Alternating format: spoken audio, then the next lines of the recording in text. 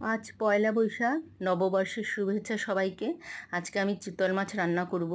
চিতল মাছের জন্য আমি যে মশলাটা নিচ্ছি দেখাচ্ছি। তার আগে এটাকে নুন হলুদ দিয়ে মেখে রেখেছি।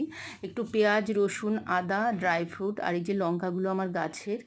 ড্রাই ফ্রুটের মধ্যে দেখো আমার দিলাম কুমড়োর বীজ আর সূর্যমুখীর বীজ দিয়ে দিলাম। দিয়ে এই সমস্ত মশলাটাকে আমি একটু গ্রেট করে নেব। আর ওইদিকে দেখো তেলের মধ্যে আমি দুটো মাছ ভেজে নিচ্ছি। মাছগুলো একটু ভালো করে ভাজতে হবে। এতই বড় মাছগুলো ঠিক কড়াতে আঁটছে না।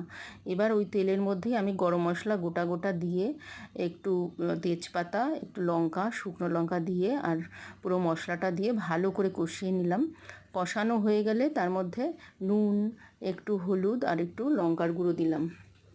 এবার জল দিয়ে দেবো। জল দেওয়ার পর জলটা যখন ফুটে উঠবে তখন ভাজা মাছগুলো দিয়ে দিলাম। আর ভাজা মাছ দিয়ে